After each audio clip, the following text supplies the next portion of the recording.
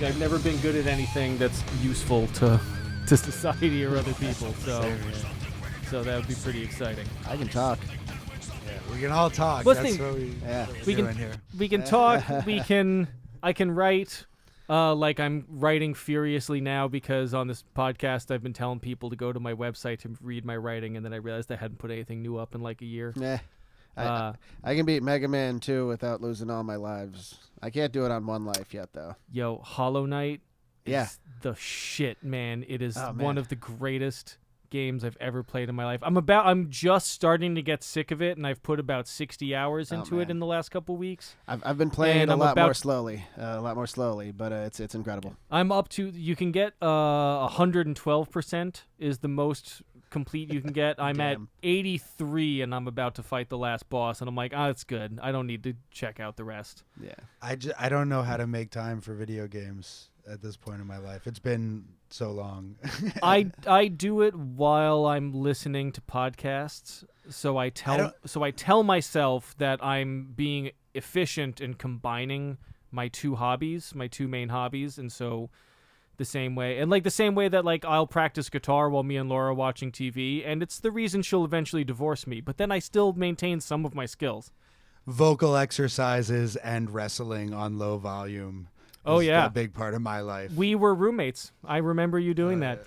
You're listening to Testing Wrestling, the podcast where we talk about the things that people love and that other people, me mostly, don't care for about the world's most prominent form of simulated combat.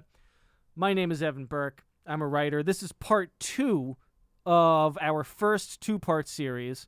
So go back and listen to part 1 if you haven't. I reached a point in this story of learning about wrestling where I needed to just deal with the fact that I didn't know anything about Hulk Hogan outside of, I saw Mr. Nanny when I was a kid. The immortal Hulk Hogan. He is still alive. Nobody has slain him successfully yet. So I asked my 2 co-hosts to put together I thought it'd be fun to do like a 2-parter, like, part 1 is the 80s and part 2 is the 90s. And I thought that would make a nice arc. And basically, it has erased whatever goodwill towards wrestling I had, because I fucking hate Hulk Hogan. This is dumb.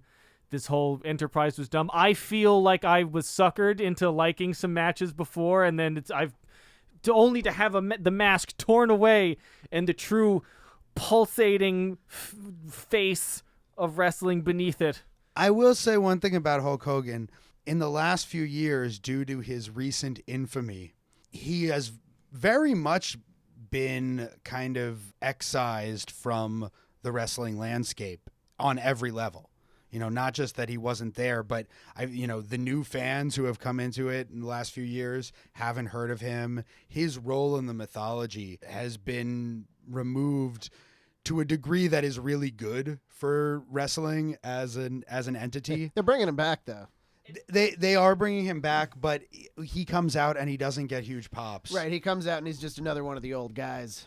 To be fair, if you find out that somebody who you used to work with not only is a deeply racially insensitive guy, but was used as a tool by an insane billionaire to destroy a publication that he didn't care for in open defiance of the concept of press freedom, and it's that's not great. And don't forget, there's Terry Bollea, Right, who there's Terry Bollea. did all of that. Hulk Hogan and not Terry Bollea, we've learned through all of those proceedings, has a 10-inch penis. Hulk Hogan has a 10-inch penis. According to Terry Bollea's testimony, Hulk Hogan has a 10-inch penis, but not Terry Bollea. No, Terry Bollea does not. Okay. No. I mean, I guess that makes sense, that your fictional self. That would be depressing if, like, my fictional self actually can't. My fictional self feels worse about his body than I do about mine. That'd be terrible. What a horrible fantasy. But I have a real point with that, which is that, especially for wrestling fans, I think there's part of me that wants to separate the Hulk Hogan character from the actual person, Terry Bollea, to some degree. Because even though the Hulk Hogan character in itself is monstrous and disgusting in some ways, there's at least part of it that I think is a positive Well, it's very force entertaining. in the world. That, I mean, training and taking your vitamins aren't bad things. Saying your prayers, I can take them or leave them.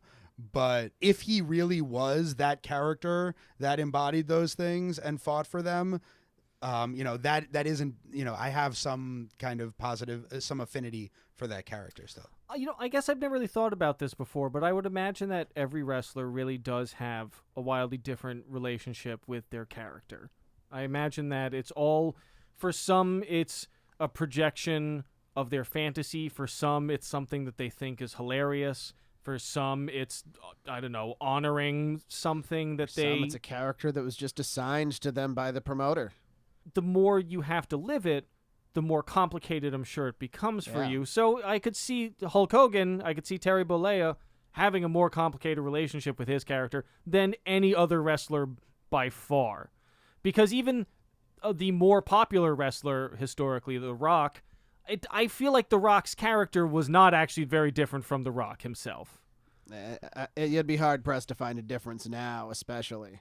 I'd say someone like The Undertaker probably has a very strange relationship with their character where, they had to protect the character for so long and had to spend so much time in it, being so supernatural and odd as well. I don't know what kind of effect that has on you psychologically. I could also see that being easier in some ways because The Undertaker, he can hide behind that. You know what I mean? He's this great silent figure, and it's all, it's all based on his physicality and his brooding expression and his mysteriousness, and that's something you can hide behind. Whereas Hulk Hogan, I mean, Terry Bollea is in there somewhere. I don't know. Who knows where the line is or something. But there is. I bet when you hang out with the Undertaker at the bar, there's not that much Undertaker the character present. We also saw, I think, more what actual Undertaker is like eventually when he. And we have a lot more to say about The Undertaker, I suppose, but when he transformed from the cartoonish zombie character to like the biker, and he was just like, oh, this is actually who I am. And there was some sort of continuity between that and the zombie because, the macabre elements of both, I guess. It made sense at the time. Oh, did we finish doing introductions? We did not. Here, yeah. Doc, what's your deal? My name is Doc Diamondfire. I've been in professional wrestling on one level or another for over a decade now. I'm primarily doing ring announcing and commentating, and I want to do this podcast because I respect Evan, I respect Ben, and I like a fresh take on these things that have been analyzed to death by people who have seen it a million times. I'm Dr. Ben Abelson. I'm a professor of philosophy at Mercy College.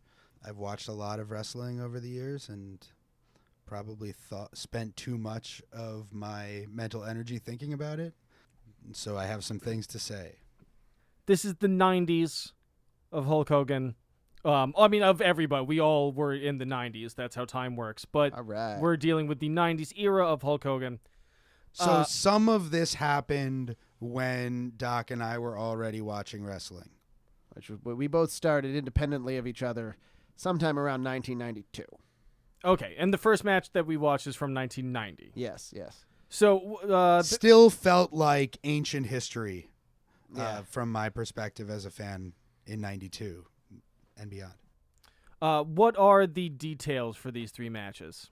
So we have Hulk Hogan versus the Ultimate Warrior, and we have Hulk Hogan versus the Ultimate Warrior. Yeah, so we have our good match is Hulk Hogan versus the Ultimate Warrior. Oh, that's the good match. The first time they met at WrestleMania 6 in 1990 in Toronto's Sky Dome. Oh, that was good. They did it in Canada. It was in Canada? I didn't notice Robert Goulet singing "Oh Canada" at the beginning of this. I think they had to do it in Canada because of what the finish of the match was, but I'll talk about that later. Because it was illegal in America to pay two guys to fucking play Mercy for 20 minutes to the screams of children. You could say that match is a little slow, but if you look, the people were with them for every basic motion. No, I mean, people were into it. Every basic motion. So we'll get into fight it. about that in a little bit. Yes. Then we wanted Evan to see the transition of Hogan from the babyface character to the heel that he played for the rest of the 90s, from 96 on. So we watched the match from WCW Bash at the Beach 1996, which started out as Randy Savage, Sting, and Lex Luger against the Outsiders of Scott Hall and Kevin Nash, and then their mysterious third man tag team partner, who turns out to be Hogan. And then the promo after that, which is very significant in wrestling history, establishing the New World Order of wrestling.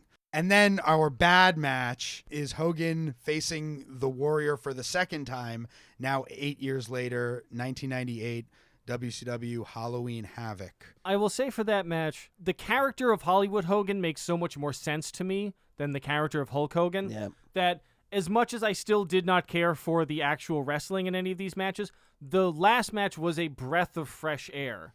Because once he had been recontextualized as a villain for me, doing basically all the same shit he always did, just a little bit worse, it resonated in a sense where I was like, yes, I can dig my teeth into this villain. Whereas in the earlier matches, the stuff from the 80s, like, it's very threatening. He's very threatening for a good guy. I get that it was the 80s and we were like, you know, Rambo was a hero, even though, like, especially, I don't know if it happened in the movie, but in the book, I mean, he's just shooting cops.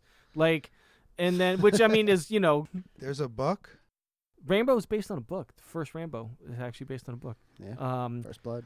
But, and he's just like, I don't know, horrifying and angry and like, and it makes sense once he is a villain, right?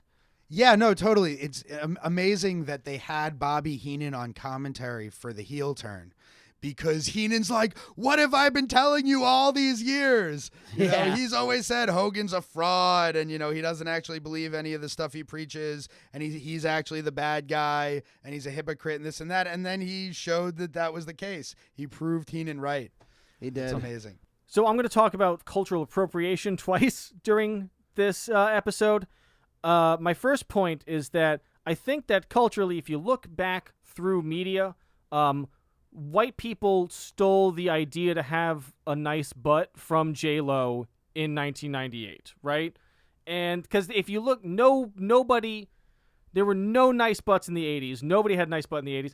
And watching all the 80s wrestling, I was expecting to see some nice butts, and I'm like, was nobody doing squats? Was this all because like they had leg machines that somehow didn't activate the glutes? I don't know what's going on, right? But then this last match, I'm like, oh shit, like Hogan, you can actually kind of see Hulk Hogan's ass for the first time in a way that was, you know, where it was like a little more shapely. And then I looked it up, and this match did take place 4 months after the release of Out of Sight.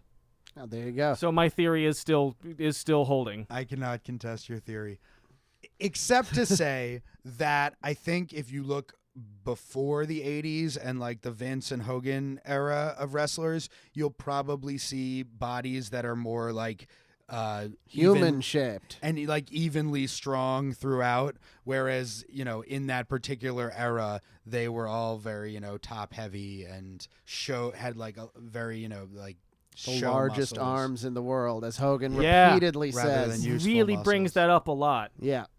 In the context of matches with guys who are larger than him, and I He's He has nothing 24-inch Yeah. pythons. He what always his arms claimed are. that, and like you'd see over his career, his arms get bigger and smaller depending on what shape he was in. They were always 24 inches.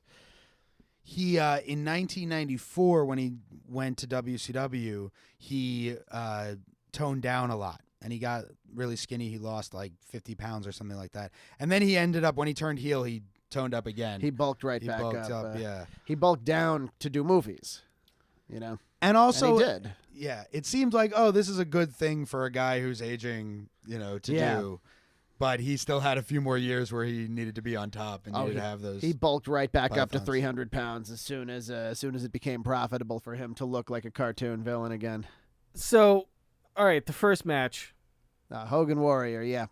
I knew that there was a guy called the Ultimate Warrior. Yeah. That is the extent of the knowledge I had about this man. So it starts, and like I try not to read up on any of this before we get here so I can ask you questions and shit. But I had to go to the Ultimate Warrior's Wikipedia page and learn something about him, because I'm like, so here's the second place where we're going to talk about the concept of cultural appropriation, which isn't the only reason that I hate this guy, but like he comes out and it's like a child's idiot version of a Native American, right? That's what he's going for. I would say so. Kind of, anyway. Really, he was just a giant, muscular steroid freak who painted his face and screamed incoherently. He looks... And it was great. He looks like... Until he started wrestling. It takes him 10 minutes to get to a point...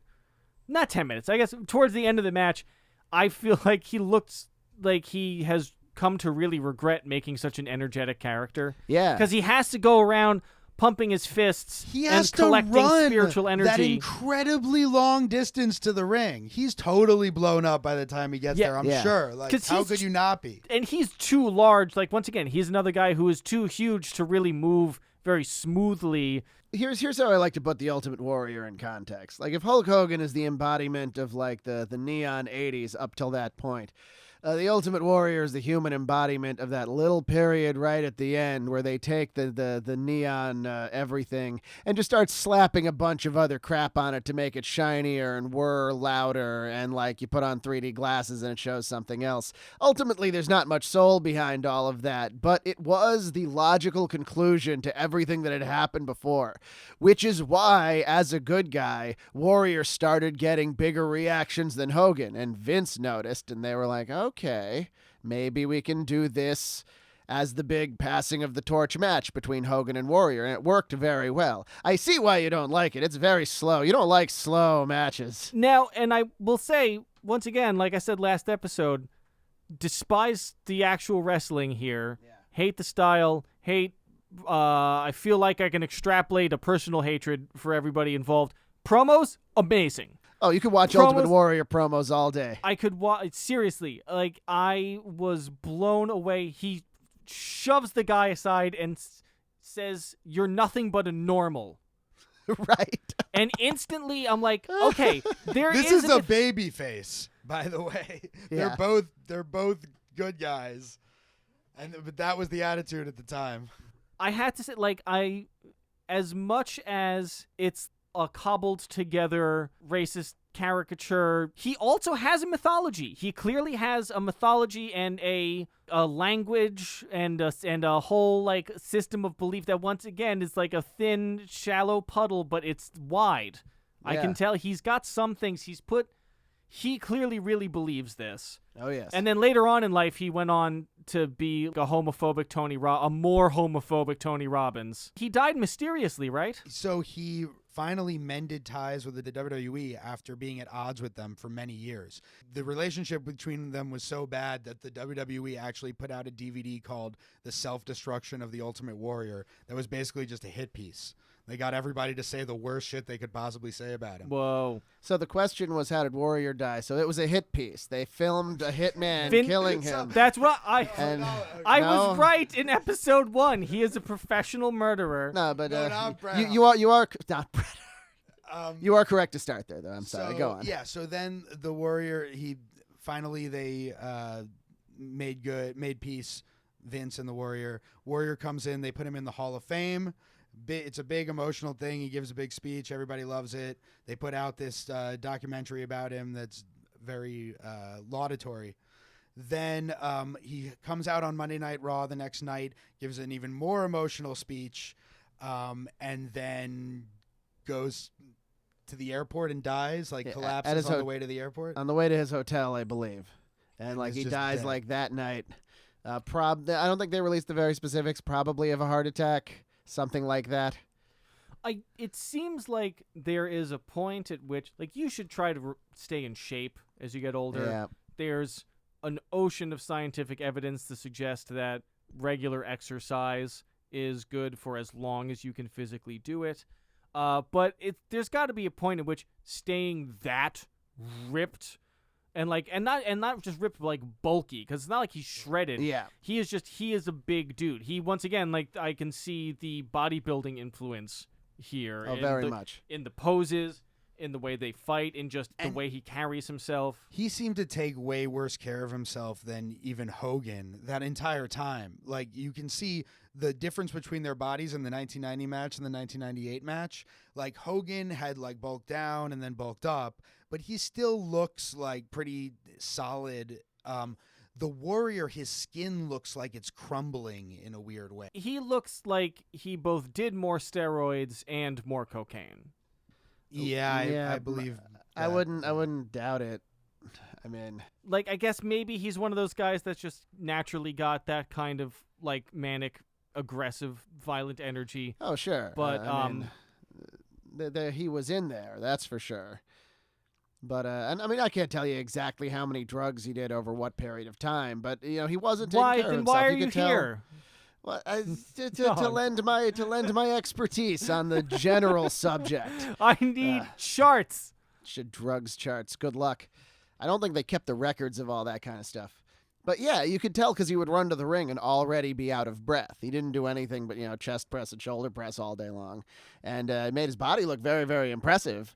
But yeah, he was not the athlete several of his contemporaries were. It even kind of looks like shit when he gorilla presses Hogan in the 1990 match. Well, people complain, like people like Bobby Heenan and so would go on and complain that when he did the gorilla press, he didn't really know how to do it. He'd just grab you by the nuts and the neck and just press you above his head and drop you. Whereas there's a way to do it so that you don't have to do almost any of that and it looks better. So, yeah, the actual wrestling of this match. Yeah.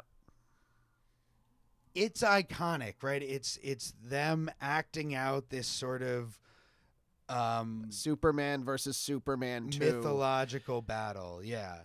And they really, to me, like the craft of the match is in the parody, is in keeping them sort of perfectly even the entire time until the end where Hogan makes one mistake, misses the leg drop, Warrior gets the splash and wins. And then there's all the other like questionable moments, like when the ref is out and one of them gets a pinfall, or could have gotten a pinfall possibly if the ref had been up, and then they do it back and forth and they vary it enough so it's not like exactly the same thing, but it's they keep that parody.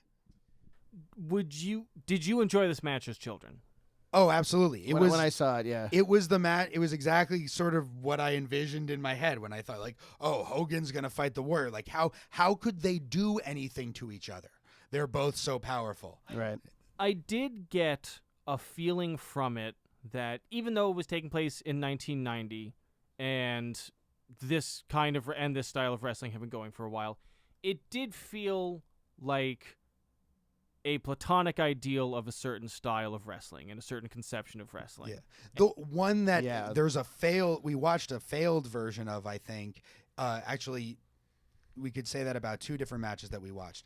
Undertaker versus Roman Reigns, which was not the passing of the torch that Hogan Warrior really was, at least for the moment, until they realized that Warrior couldn't really carry it, but they did sort of successfully pass it, unlike in the Undertaker Reigns match. And then also like the Brock Lesnar Goldberg match, where it was like, these two unstoppable forces, or immovable object versus irresistible force kind of things, where there's these two titans colliding. But I thought that, in the Lesnar-Goldberg case, it was a failure, unlike in this one. I had the distinct feeling that if I had seen this as a child, I would have really enjoyed it. Yeah. And not in a, like, kids like dumb shit kind of way, but in a, like, oh, all right, I can actually see how this is telling a physical story in a way that a child would enjoy. And they made good on it and had a real finish. Like, you also have to realize as a wrestling fan, like, that was kind of rare, that you'd actually see the match between the two biggest guys, both top baby faces, and there would be a clean finish where one went over the other and was both champions and undisputed and shit. Like, that's epic. Like, think about that from a business sense, especially from what we know about Hogan.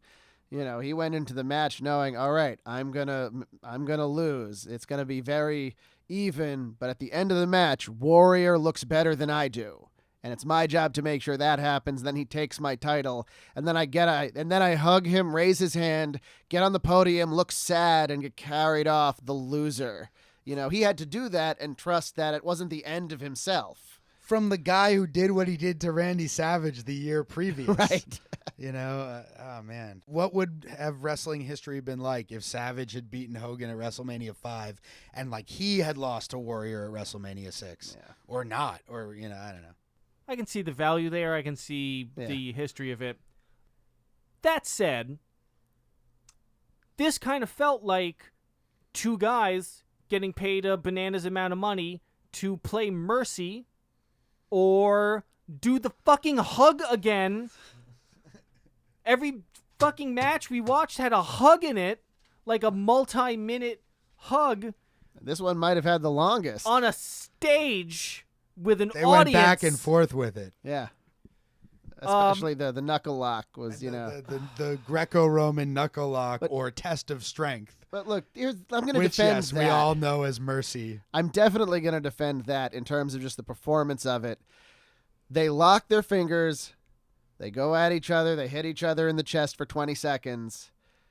And once again, I'll point to the audience that they're performing for. When it becomes clear that Hogan drops to one knee, 60,000 people are on their feet. Yeah. Like, oh my God, Hulk Hogan just dropped to his knees. This guy is on top of him. And by the way, neither of these guys are falling on their heads. Neither of these guys are breaking their necks. Think about it like you know. it's Thanos versus Galactus. And instead of just being locked with their knuckles, they have like energy beams that they're holding each other off with. You know what I mean? They're not doing anything more, really. That's how it felt as a fan, And there's a relatable part to it. As much as these are crazy characters, like you've played Mercy. You know what it's like when someone's pushing at you. Yeah. Yeah. Yeah, I mean, I guess. People wanted to know who was stronger. For a second, it looked like Warrior was stronger. Then it looked like Hogan was stronger. I still can't defend the hugs. Yeah, no, the bear hug always sucked. Yeah. Always sucked. They do it closer to the end of the match when it looks like Warrior's starting to heat up, and then he goes, and starts hugging Hogan. Like, oh, come on, man. You're starting to actually build some momentum, and now you're hugging Hogan. But he was probably out of breath, Yeah, I mean, I see now laid bare as the philosophical question at the heart of the podcast, which is, at what point does it not fucking matter if you like something, right? You can hate it all you want. Internet culture can make fun of Nickelback for years, right? But then, I'm like, when I talk to my uncle, who's just a normal fucking guy doing his thing, and I'm like, oh, what bands are you listening to? And he's like, Metallica, Nickelback. And I'm like, oh, right, because he doesn't know that there's this whole thing where you're supposed to hate them, and it's like, and it's infused with class stuff. It's actually and quite all toxic. this dumb shit, and it's terrible, and And I do feel that my dislike of wrestling is more justified than the internet's dislike of Nickelback.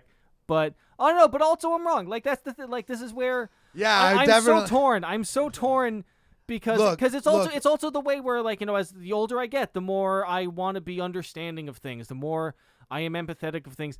The less I hate anything. Like, I don't hate music that I used to. I mean, not that I hate all music, hate but war, you know what I mean. I hate cancer. I don't hate a band because I'm not going to listen to them voluntarily. I was angry, I guess, mostly at myself for watching this and being like, I made this commitment, didn't I? This was my fucking idea to get together and do this, and now I'm going to spend a lot of my life watching something that I don't enjoy. And sometimes that fan passion is so strong that I also can feel it. And then sometimes I'm just fucking watching two guys play Mercy in the 80s. This match, I do like it, and I enjoyed watching it again, and maybe a lot of that is nostalgia. I do see things that are valuable in it. It is not a match that I would ever show to someone who I wanted to show the virtues of wrestling. Who hadn't asked you to put together matches for a two-parter about Hulk Hogan that we talked for 2 hours about. Yeah, sure. Exactly. Like just about anybody. So I would not hold it up as an example of what I love about pro wrestling. And I think it's worse because it is so representative of pro wrestling to the common person. Even now, when people think of wrestling, they think of, the WWF. They think of really the 80s heyday, Hulk Hogan, that kind of thing. As much good as it did for developing the wrestling industry, it did a lot of harm to the image of wrestling. There's a lot of pro wrestling that's very different from that, and we've already seen a bunch of it in this podcast, and we're going to continue to show you all sorts of stuff from across the spectrum that, isn't really anything like that. The Hogan stuff. And I think maybe the reason that the other stuff that I have seen that I maybe didn't like, but didn't fucking just grind me down like this did, is that it feels like, and this is maybe just true of the 80s in general, I guess, that there is a lack of earnestness. Like, no, not a lack of earnestness. Like, I guess it's a naivete in a certain way, I think. Like a naivete that is an artificiality, I think, from the performers, where even if they are very passionate about it, it's so much artifice. It's so artificial. And I feel like it was a lot easier in a sense. Like these industries weren't quite as competitive. If you had a big bodybuilder body or whatever, you could just kind of do it. In rock and roll, if you like just could play guitar and wear cool looking clothes or whatever, you could kind of start a band that was successful. If you were a stand-up comic and you're just willing to go on the road with a set, like you could just kind of do it. So people weren't so focused on like, oh, I gotta grind, I gotta hustle, I gotta really train and work really hard to be better than everybody in these like sort of skillful ways. It was more like, how can I just make myself as big and as loud and noticeable as possible? It also it's kind of like the broad difference between DC and Marvel, maybe, you are a million times the comic book reader that I am, so I'm sure I'm going to make an offensive broad generalization here. My period of time as long as it's in favor of Marvel and against DC. Oh yeah, I didn't. Well, no, it is. Well, because the essential problem, it's part of why the DC movies are bad or something, is that one of the essential problems is that DC's characters are older and are from a time when there was a level of simplicity that you could have. That was like myths, where like a lot of like characters in myths are not necessarily deep and complex, and maybe they say a lot of complex things about humans, but the characters themselves are pretty thin. And and then Marvel, Stan Lee had the amazing idea of let's give our characters 2 or more dimensions, right, as opposed to just having the one. Batman has always been the most interesting DC character because just sort of by accident, he wound up with sort of some conflicting, interesting things in his backstory that people later figured out you could exploit to make an interesting character. And so maybe it's sort of like this is this elemental form of wrestling. This is Vince McMahon learning about how to make an audience interested. Maybe. Yeah, I mean, I do think of wrestling as having gone through a kind of nascent like childhood period with the WWF, and that it's only really starting to grow out of now. And we've talked about this, I think, a little bit earlier in the podcast, how the maturity of wrestling kind of mirrored our development as well. The Attitude Era happened when we were going through adolescence and so on and so forth. Well, Vince McMahon would call it sports entertainment. He said, like, wrestling, that's what my father made. Starting in the 80s, he started making sports entertainment. So it makes sense that would be the infancy of that, if you want to consider it separate from what, the rest of wrestling was at that point. And I think it can move even farther away from sports entertainment. Maybe like some kind of art, would be the next stage of its development. Could you maybe argue that, in this period in the 80s, it's sort of the DC era of characters that are one-dimensional. They have one general flavor or something like that. And then wrestling was stuck in the 80s for about 16 years, right? The wrestling 80s lasted about 16 years. Then wrestling finally enters the 90s, sometime in the late 90s. Yeah. And we enter the era of 2 character traits. You've got anti-hero, like actual anti-heroes for the first time. You've got old characters you used to love turning into heels all of a sudden. Yeah. You've got, that had happened before, obviously, but like there was perhaps an effort to have a new dimension of characters, and then wrestling was stuck in the 90s for another 16 years. One of the big things that happened during that period that we should talk about, especially for this episode, was fourth wall breaking kind of thing that started happening. You started to see more of like the backstage, and the lines started to blur between like the self-contained wrestling worlds and reality. especially like with the NWO, WCW was selling the NWO as if it was an infiltration from the WWF.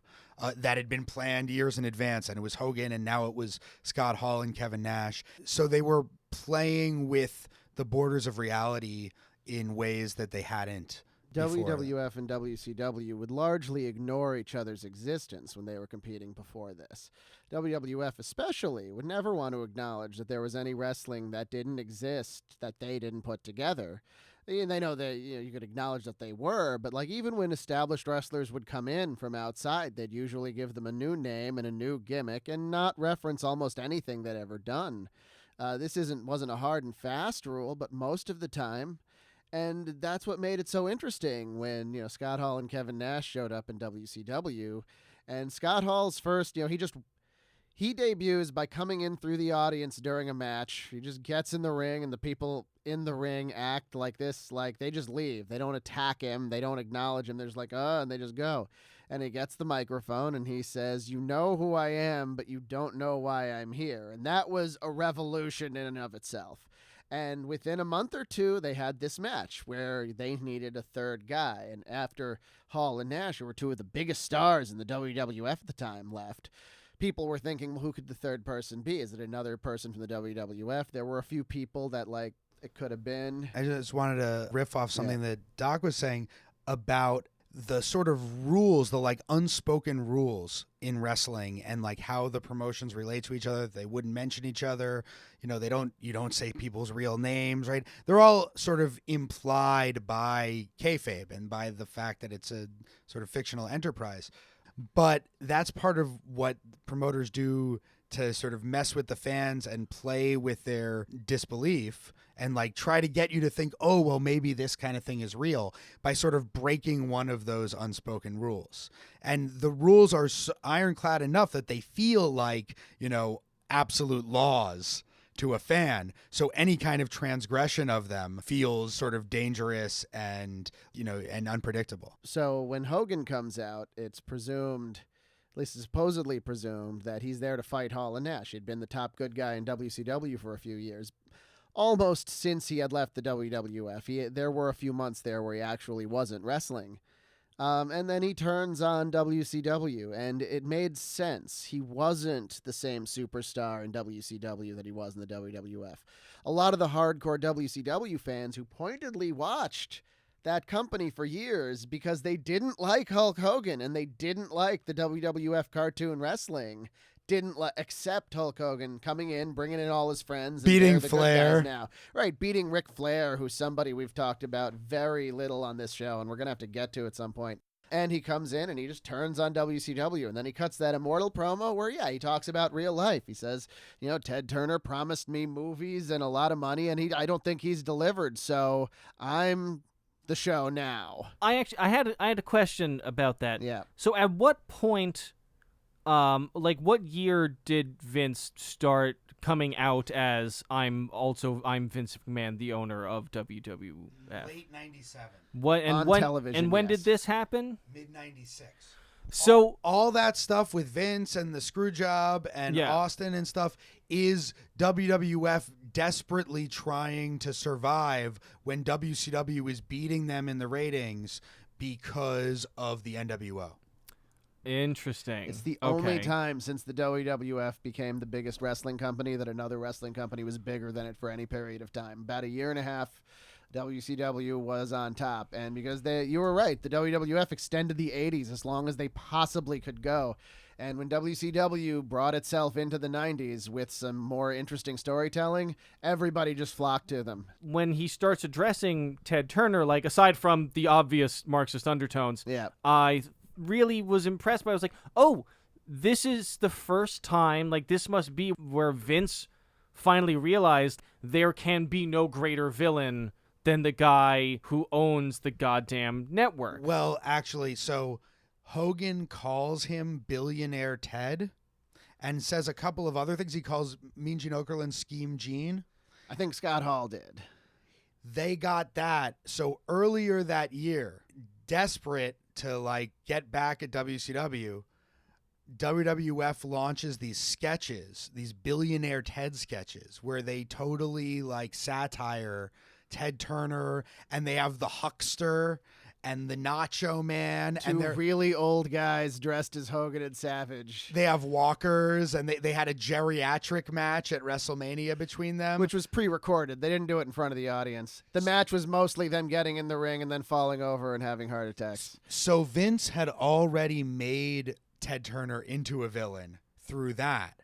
And the fact that Hogan was referencing WWF content, referencing WCW content, it was just, the war was fucking on. So it seems like the fourth wall breaking, it seems like wrestling exposed itself as meta and took advantage of that relatively quickly in a relatively short period of time. By the way, the progenitor of all of that was ECW. Really, with Brian Pillman, who we're going to have to talk about a while ago, his like leaving We WCW. are going to have to go into the past and Brian talk about him. Pillman, who we're going to have to talk about sometime in the future. We have that power. This is We why you do. should support us on Patreon, because we have the power to unlock the time tunnels. Go back in time and talk to Pillman himself. I don't know if I'd believe him, whatever he says. I found the ancient stones when my father left me in the forest as a child. So ECW was the first one to really start. Yeah, they started showing stuff backstage and referencing the other promotions and like Referencing the Booker. Yeah, referencing the Booker. They'd have people who were recently fired from the WWF and WCW on their show to like cut promos against their former employers. And if you knew how to see ECW, this was incredible, you know. And then they got Steve Austin after he left WCW complaining that Hulk Hogan had shown up and was taking the top spots and like they don't see him as anybody. And he's like doing his Hogan impression. If you were watching ECW, you're like, oh, I didn't know Steve Austin had any charisma. Oh, and as it turns out, he did pretty well for himself. With Brian Pillman, he was in WCW, and Eric Bischoff, who was the architect behind the whole NWO thing, and you got a little moment between him and Hulk Hogan if you watch the promo on Halloween Havoc. I saw that, yeah. I have a comment about Eric Bischoff. But so he worked something out with Brian Pillman that was supposed to be sort of a work within WCW. He fired Brian Pillman with the understanding that he was going to come back and it was going to be part of the storyline, but they were just working together and they didn't tell anybody else. And then Pillman just ended up going to ECW, which is where he was supposed to go, and like referencing Eric Bischoff and cutting promos against him and whatever. And then he just went and signed with the WWF. Like he totally worked Bischoff and WCW himself. Yeah, they gave him a real release. He's like, it's got to be real or else they'll find out it's not real. So they gave him a real release, and then he just signed with Vince. I get a real, like, B or C level energy from Eric Bischoff. Like, he kind of, my first thought was, Eric Bischoff looks like every favorite band you've ever had that their singer leaves for one album because they need to go to rehab or something, and the band gets a singer and makes a kind of not as good album. And then everybody forgets about it, and then the old singer comes back. Eric Bischoff looks like every one album singer ever. That's like, interesting. He looks like the singer from Talk Show. Yeah. Or he kind of looks like John Corabi. Talk Show was the first thing I thought of when you said that. Yeah. There's. I feel like they said, yeah. I know. Also, nobody Googled that. Well, I watched the guy from Talk Show look totally different from Eric Bischoff. But he's I'm got pretty that sure. kind of energy. I'm pretty sure he looks nothing like him. I feel like everybody in the '90s looked like that for a period of time. Yeah, that was your comment on Bischoff. That was the one feeling I had about Eric Bischoff. Yeah. Is there more to him? He's an interesting figure. I mean, he was in charge of WCW for years, brought WCW to the peak, and helped drive it into the ground. He wasn't the only reason it got driven into the ground. By the time Hogan Warrior 2 was happening, so here's a little bit of a timeline. WCW became really big in 96. In 97, it had like this crazy banner business year. In 98, they were still doing business, but the WWF was doing better business, and WCW's business started to go down. When did the WWF start beating them? Sometime in 98. Yeah, so before Halloween Havoc. Well before Halloween Havoc, I believe. But the as soon as the WWF started beating them again, like they went nuts. They were like, we have to do better. WWF was always concentrating on their product mostly. WCW was always focused on the WWF product and how can they do better. And it went down creatively. It went downhill so quickly and so sharply for a few years until it until it went out of business. And you can see the beginnings of that with Hogan and Warrior. It really started when they messed up the Hogan Sting match about 10 months before that, and it just kept getting worse and worse and worse. And it would get much worse than this. It's like you ever see a TV show that was great, and then like all of a sudden creatively it just falls off a cliff. And like this is like it gets to be 3 seasons after that deep. They just keep it going for way too long, and it's like now you're retroactively making the early seasons bad. And they've got 5 hours of TV a week to work with. Yeah. I still can't get over that. So I consider Hogan Warrior 2 to be like an out of practice tribute Manzac to the first Hogan Warrior. Well, they look. Hogan, I will say, Hogan looks invigorated in a way that, like, this is part of the, like, oh, this character feels more natural to me, makes a lot more sense to me.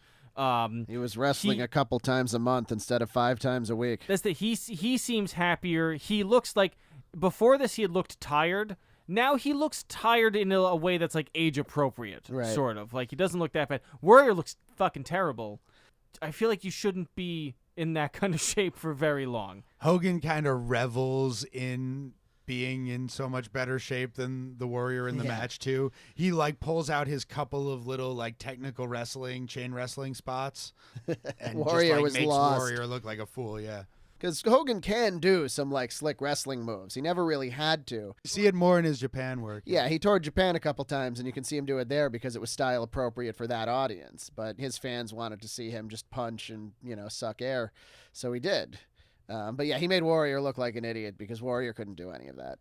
I felt bad showing you this match. I mean, for various reasons, but specifically... I'm glad. That makes me feel better. But, I mean, I don't really feel bad, but... Specifically, I feel bad for this thing that the first wrestling fireball you saw was a total botch. What the fuck was that? Hogan like drops all the materials out in front of him, like doesn't even make any effort to hide any of it. It's just like flash paper and a lighter. And then like does the fireball, but does it way too far away from Warrior's face, and it looks terrible. And I just like I couldn't understand what he was trying to do. I couldn't understand what that. At one point, they were just like, "Oh, did he just try to light him on fire?" And I'm like, "Is this a thing? Is this so a the thing?" Fireball spot is when done correctly, it's a grand shock. And you get some flash paper and a lighter, and you put it in your hand, you light the flash paper, and then you put your hand like under where you want the fire to go, and the fire goes up, and it burns out immediately. And if you do it at someone's face, they can sell up and out like, "Oh no, you've got me in the eyes." People would, Jerry Lawler used to do it occasionally. A guy called big the in the Sheik would do it. territories. Yeah, it was big in the territories. When you weren't watching on television, all of a sudden the ref gets turned around, the bad guy throws a goddamn fireball at the good guy's face. Except Hogan messed it up and instead ended up burning off his own eyebrows. And then Warrior, not a ring general, didn't really know what to do, so he just started punching Hogan. At least he didn't sell. Yeah, at least he didn't act like, "Oh, a fireball in my face," because that would have been even worse. He does look very confused after that. I do really enjoy all the ref violence in these matches. There's a bunch of Hogan just knocking out the ref. There is. Oh yeah, that brings us to the finish of Hogan Warrior, where Eric Bischoff comes out, just puts the ref in a headlock while Hogan's nephew comes in and hits Warrior with a chair, and then Warrior's like dead, and Hogan pins him. And so the whole thing with Hogan's nephew was they were doing this storyline, I think, because the NWO really was like a cancer.